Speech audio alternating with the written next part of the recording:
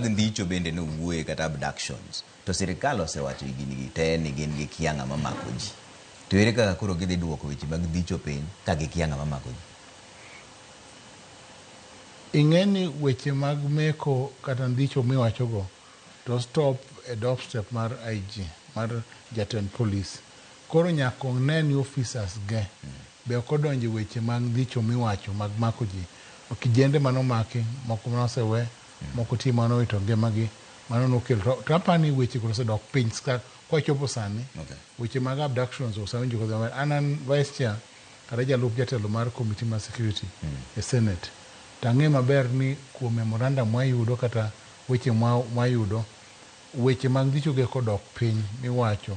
Nikech notimore ndalo ma dwe mar 6 higa mokalo ndalo mane Gen Z obiro manoketho gik moko mantie dhawo manowuok cha nikech weche mag cost of living ndalo ma finance act.